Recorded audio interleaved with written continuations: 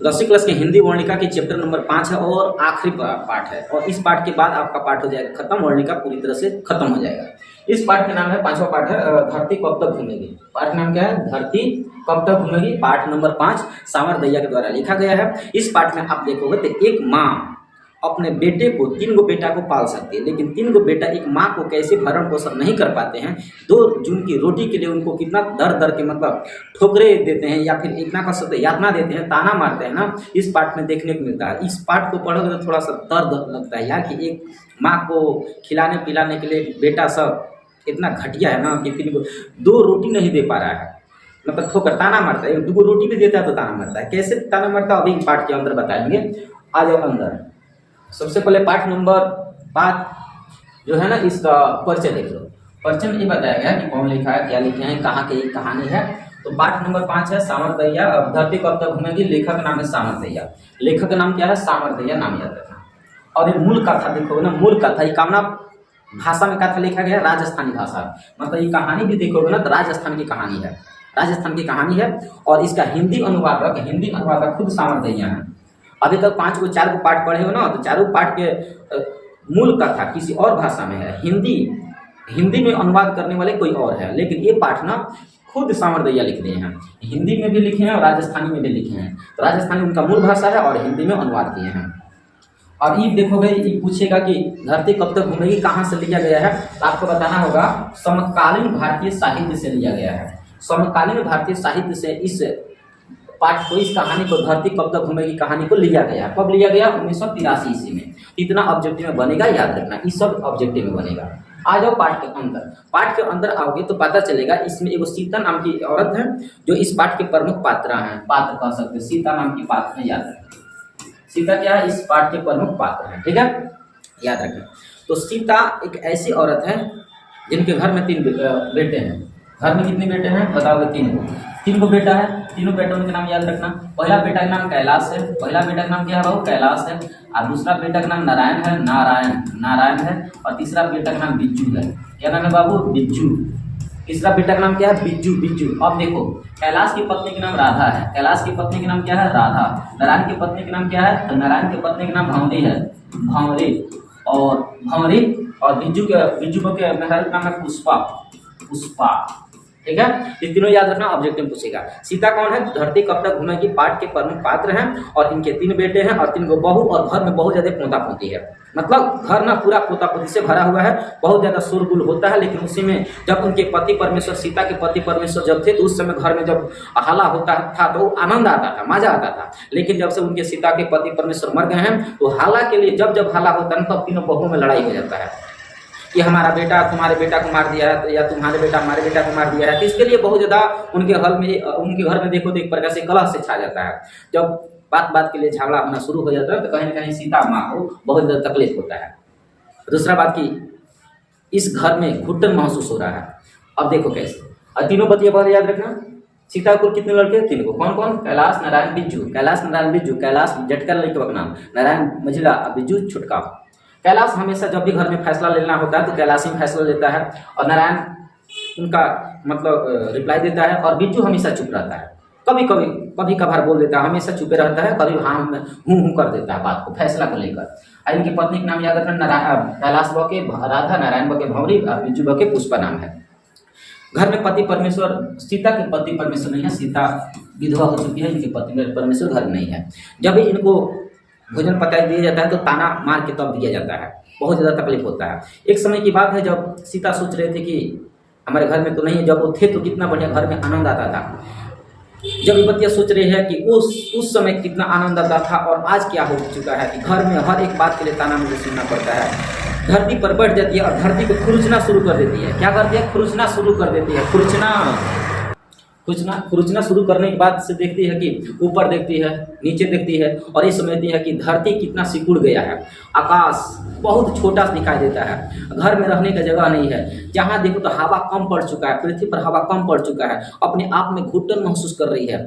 जब इसके साथ गलत व्यवहार होता है ना तो घर ही में घुटन महसूस कर रही है, सोच रही है कब घर से बाहर निकल जाए, एकदम पूरी तरह से आज़ादी हमें मिल जाए। इतना ज़्यादा घर में घुटन क्यों महसूस होता है? क्योंकि 2 जून के रोटी के लिए इनको तकलीफों का सामना करना पड़ता है, इसलिए घर में घुटन महसूस हो रहा है, रहने का मन नहीं करता है, घर में हर एक बात पर ताना सहना पड़ता है। एक समय की बात है जब कैलाश सुबह में चाय पी रहा था, चाय। और तीनों भाइयों ने बुला, मतलब दोनों भाइयों ने बुला करा, तीन भाई हो जाता है, सुबह की टाइम है, चाय पी रहा था और कहा था क्यों रे, घर में माँ को रखने का ठेका बस हम ही लिए हैं, तुम लोग घर में हिस्सा नहीं लिए हो, तुम माँ के बेटे नहीं हो क्या? तो नारायण कहता है क्यों नहीं, हम तो हैं, हम लोग हैं, तो कहना क्या चाहते कहिए। तो कैलाश कहता देखिए हम फैसला लेते हैं, माँ को एक एक माँ हम तीनों रखने का फैसला लेंगे। अब केवल हमारे हिस्सा में माँ नहीं रहेगी। कौन कह रहा है? कैलाश कह रहा है। अब तीनों भाइयों ने मिलकर फैसला किया कि हम तीनों मिलकर एक एक माह रखने का फैसला करेंगे। एक माह हम रखेंगे, उसके बाद से एक माह नारायण के हिस्सा में जाएगी, एक माह बिजू के हिस्सा में जाएगी, और फिर से अगले माह में नारायण कैलाश के हिस्सा में 1 महीना रहेगी, फिर से नारायण के हिस्सा में 1 महीना, ऐसे करके एक एक महीना हर तीनों भाइयों के बीच में रहेगी माँ। ये डेट फिक्स हुआ कब? होली के बिहान भेले से। होली के बिहान भेले से डेट मतलब नियम कानून लागू हो जाएगा। होली अभी 3-4 दिन था तभी फैसला हो रहा था। तो होली के दिन कैलाश के हिस्सा में थी, क्योंकि अगले दिन तो एकदम हिस्सा तो लग गया है कि अगले दिन किसके हिस्सा में जाना है। ठीक है, पहली बार कैलाश में, तब नारायण के, तब होली में, ऐसे होगा। तो होली के दिन था। होली के दिन में देखो ना, होली के दिन में राजस्थान क्षेत्र में बहुत ज़्यादा होली के दिन में हलवा, दाल का हलवा बनता है। दाल के हलवा, हालांकि उस समय तो पुलाव बनता है, लेकिन पुलाव नहीं बना उस दिन, वो दाल के हलवा बना। दाल के हलवा, किताब में दाल का हलवा लिखा है। और माँ को दिया गया था भोजन बनाकर।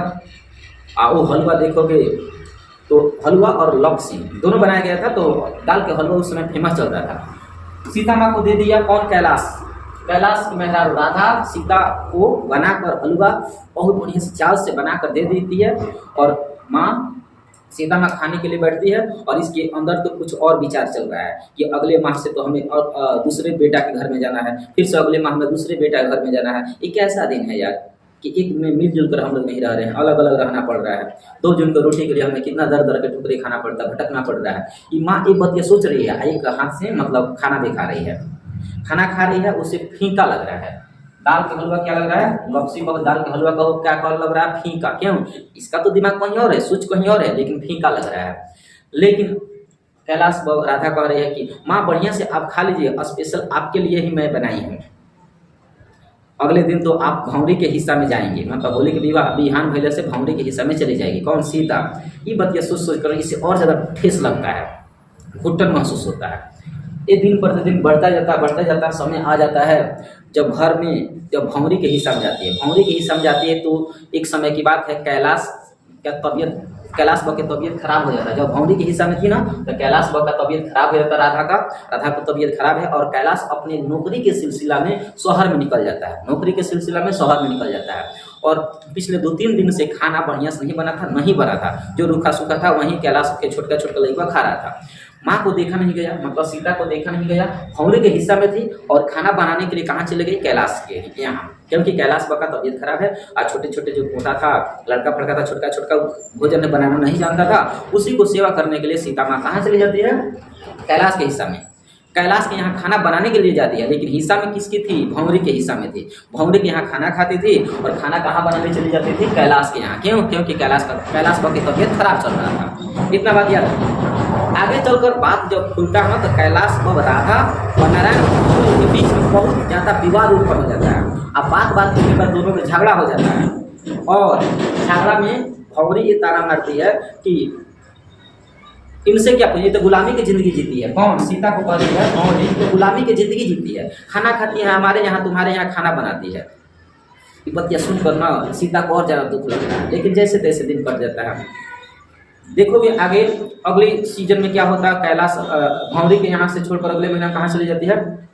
पुष्पा के यहाँ, मतलब बिजू के यहाँ जाती है।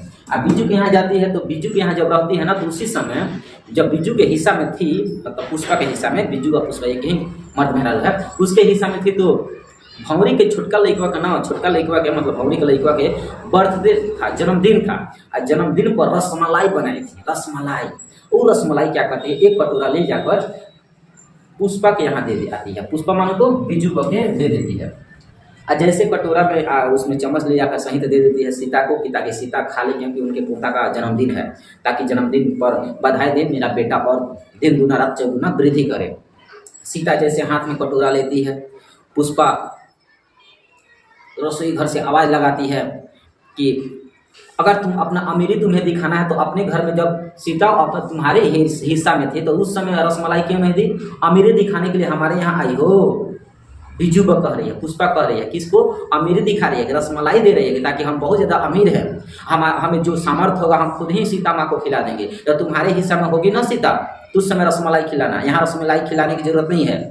सीता माँ बतिया सुनकर ना और बेचारे एक चम्मच खाई थी रसमलाई, वैसा ही छोड़ देती है। बहुत तकलीफ होता है। बात बात पर आगे दिन बीत जाता है। अगले 5 साल ऐसा ही जैसे तैसे बीत जाता है। 5 साल में 25 बार झगड़ा हुआ है घर में सीता माँ को लेकर। तो ये बहुत बढ़िया दर्द होता है सीता को। तो ऑब्जेक्टिव पूछेगा 5 साल में कितना बार लड़ाई हुआ है? 25 बार लड़ाई हो चुका है, 25 से अधिक बार, मतलब 25 से याद रखना। इसके बाद अगले दिन क्या होता है कि फिर से कैलाश तीनों आदमी को इकट्ठा करता है, कहता है कि एक काम करो, हम लोग जो एक महीना का जो हिस्सा उत्पन्न किए ना, हिस्सा एक महीना, ये ऐसा नहीं रहेगा, कुछ और हिस्सा होगा। उसी दरमियान क्या होता है, छोटे छोटे बच्चे जो आपस में बातचीत कर रहे हैं और बातचीत में बच्चे बहुत ज़्यादा आनंदित होते हैं, हर्षित होते हैं कि माँ मतलब दादी अगले समय मतलब कल से हमारे हिस्सा में रहेगी। बच्चों को बहुत ज़्यादा खुशी मिलता है। देखो बच्चा ना दादाजी के पास, दादी जी के पास बहुत ज़्यादा आनंदित रहते हैं, हर्षित रहते हैं, मतलब उनको बहुत ज़्यादा खुशी मिलती है कि दादी और दादा के साथ रहने में। लेकिन वो जो बापुआ है ना, कैलाश पर मतलब तीनों लड़का या तीनों भाई पतोहिया, इनको बहुत ज़्यादा जलन होता है। लेकिन बच्चों को खुशी होती है कि हमें कल से दादी के साथ हमें रहना है। जब कैलाश के हिस्सा में रहती है तो कैलाश के लड़कों को खुशी मिलती है कि दादी हमारे हिस्से में है, हम इनके साथ खेलेंगे, प्यार से रहेंगे, तो बहुत ज़्यादा बच्चा खुश रहता है। लेकिन जब जैसे जाती है दादी दूसरे के घर में जाती है तो बच्चे दुखी हो जाते हैं। लेकिन उनके घर के बच्चे बहुत फिर से खुश हो जाते हैं कि कल से हमारे हिस्सा में दादी रहेगी। ये सब बात ये सोच रही है और होता भी है ऐसा ही, बच्चा भी ऐसा ही खुशी महसूस करते हैं। लेकिन शाम के समय में क्या होता है, शाम के समय में क्या होता है, बच्चा खेल कूद खेलता है। खेल कूद मतलब छोटा छोटा खेल कूद होता है। और शाम के समय बच्चा जब पढ़ लिख कर आता है ना तो ये वो खेल खेलता है। उसमें चोर वाला खेल होता है। छोटे छोटे बच्चे गोल गुलाई में बैठ जाते हैं और उसी में से एक चोर निकलता है, चोर निकलता है और रोटी दो का नारा देता है। एक चोर मतलब उसमें से निकल जाता है, भिखारी के रूप में निकल जाता है और हर एक लड़कों के पास जाता है कि मुझे रोटी दो। तो बैठा हुआ आदमी, जैसे देखो भाई ऐसा खेल था ना, ऐसे लाइन से बैठ जाना होता था पति का गोल गोलाई में, इसमें से एक निकल जाता था, कटोरा ले लेता है, कहता है रोटी दो रोटी दो। ये लड़का कहेगा जो बैठा है कि ये घर छोड़ अगले घर जा, तो फिर से यहाँ जाएगा, ये भिखारी में यहाँ जाएगा, भिखारी फिर से यही बतिया वो भी बोलेगा ये घर छोड़ अगले घर जा, रोटी नहीं देगा। ये खेल खेलता है एक प्रकार के। ये खेल देखती है जब सीता, तो सीता के अनुभव होता है ये खेल आज भी 100% सही है, 100% सही है। ये खेल मुझ पर एकदम पूरी तरह से लागू हो रहा है। उसी प्रकार जिस प्रकार एक खेल है उसी प्रकार हमारे ऊपर एक खेल रचा जा रहा है। जब महीना पूरा हो जाता है तो कैलाश के घर छोड़ नारायण के घर जाना पड़ता है। नारायण के घर पूरा हो जाता है तो नारायण कहता है ये घर छोड़ बिजू के घर जा।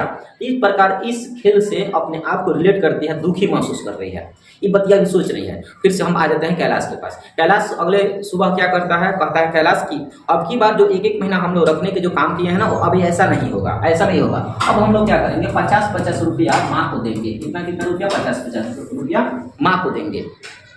50-50 रुपया किसको देंगे? माँ को देंगे। 150 में माँ अपने आप खाएगी, बनाएगी, अकेले रहेगी। अब एक महीना हम लोग को रखने की जरूरत नहीं है। तो नारायण कहता है ठीक है, फैसला तो सही है। बिज्जू से पूछा जाता है, बिज्जू इस बार बोलता है, हमेशा तो चुप रहता है। बिज्जू इस बार कहेगा ठीक है आप जैसा कहें, लेकिन एक बार माँ से पूछ लेनी चाहिए। तो कैलाश और नारायण कहता है कि माँ से क्या पूछे, माँ हम लोग को बात थोड़ी टालेगी, माँ तो एक्सेप्ट कर ही लेगी। माँ जब बतिया सुनती है ना कि 50-50 रुपया अब देगा हमें और हम अकेले खाना बनाएंगे और खाएंगे अकेले, अब घर में अपने घर में नहीं रखेगा, तो माँ को तकलीफ होता। माँ सोचती है कि अगर वो होते, हमारे पति परमेश्वर होते, तो इस दिन को देखने को हमें नौबत नहीं आता। लेकिन जब ये बतिया वो सुनते तो आग बबूला हो जाते और मार चप्पल एकदम लाते उनका इन लोगों को खानते और कोई कहते कि हम तुम्हारे रोटी टुकड़ा पर पलने वाले नहीं है, हमारे अंदर इतना सामर्थ्य है ना कि तुम्हारे जैसे 20-25 को भिखारी को खिला सकते हैं। ये बतिया ऐसा कहते, माँ सोच रही है तो अगर वो होते तो ऐसा होता। फिर भी क्या करेगी माँ, जब सोचती है कि एक कौन से मुफ्त में खाना मुझे खिलाता है, इसके बेटे बेटियों को हम इसके बेटे बेटियों को पालते हैं, पोसते हैं और 2-4 घर में बर्तन रहता है उसे धो देते हैं, हम कौन मुफ्त में रोटी खाते हैं। और मुफ्त में रोटी खिलाता तो अब कुछ अलग बात है, इसके घर में खाना बनाते हैं, इसके घर में बर्तन धोते हैं, इसके बेटे बेटी को खिलाते हैं, खिलाते हैं, मतलब खिलाते हैं, तब ना मुझे दूध चुन के रोटी देता है। ये बतिया माँ सोच रही है। जब इसका मतलब ये हुआ कि माँ ये सोचने लगी है कि हम इसके घर में बेगारी करते हैं तब हमें रोटी खिलाता है। जब बेगारी ही करना है, हमें मजदूरी करना है, तो हम घर से बाहर जाकर कहीं भी किसी के घर में चौका बर्तन कर सकते हैं और उसके बदले में 2 जन की रोटी होगा, हम वही जीवन अपना गुजार सकते हैं। लेकिन इसके घर में तो रहने से तो कोई फायदा नहीं है। बेटा होने से कौन फायदा, बेटा ये मेरा है, बेटा का फर्ज निभाता नहीं है। ये बतिया सोच लेती है और घर से क्या होती है, रवाना होने के लिए बाहर निकलती है। और बेटा बेटी के साथ रवाना बेटे बेटी के साथ नहीं होगी, बल्कि घर से अकेले क्या करेगी, मोटरी गठरी बांधेगी, घर से रवाना होने के लिए उसके बाद कुछ बात सोचेगी। बतिया देखो क्या लिखा है। जब सीता ने यह बात सुना, कौन 50-50 रुपया की जब बात सुनती है तो बोली, कुछ नहीं बोली, वहां तो कुछ नहीं बोली है। बारी बारी से तीनों बेटों की ओर निहारने लगी। उसके आंखों के आगे अंधेरा सा छा गया, मगर रोने की आवाज होठों से बाहर नहीं निकले। हृदय का एक टुकड़ा रो रहा था, उसके भीतर आंसुओं का समुद्र भर चुका था। जब बतिया सुनते हैं, सीता सोचने लगी कि यहाँ रोटी खाती हूँ, कौन सी मुफ्त की खाती हूँ, इनके बच्चों को देखभाल करती हूँ, जैसे 2-4 बर्तन पड़ा रहता तो उसे साफ कर देती हूँ, कौन से हाथ घिसते हैं मेरे, लेकिन एक 50-50 रुपया इस काम की मजदूरी दे रहे हैं हमें। जब मुझे मजदूरी ही करनी है तो कहीं भी कर लूंगी, दुनिया में काम की कमी थोड़ी है। और नहीं तो किसी के घर बर्तन भांडे ही साफ कर लूंगी, रोटी उसके बदले में खा लूंगी। सवाल तो रोटी का ही ना है। एक माँ 3 बेटा और 2 जन की रोटी के लिए लड़ाई मुझे करना पड़ रहा है। अगले दिन सीता ने अपने 2-4 वस्तुएं का मोटरी गठरी बांधती है और सुबह के समय अंधेरे में ही घर से निकल जाती है। इस समय उसके आंखों के आगे न तो अंधेरा था और वहीं उसे धरती और आकाश के बीच घुटन महसूस हो रही थी। आज आकाश अनंत था, धरती बहुत बड़ी थी, वह रास्ते बहुत ही चौड़ा था जिस पर वह रवाना हुई थी। और सबसे बड़ी बात यह कि उसके चारों ओर खुली हवा था। उस हवा में एकदम अपने आप को स्वतंत्र महसूस कर रही है, एकदम अच्छा फील कर रही है, अच्छा महसूस हो रहा है, एकदम स्वतंत्र, मतलब सुगंधित हवा मिल रहा है। इस समय कोई घुटन महसूस हो रही है, नहीं हो रहा है, एकदम स्वतंत्र है। सीता घर से बाहर निकल जाती है। इस प्रकार पाठ हो जाता है खत्म।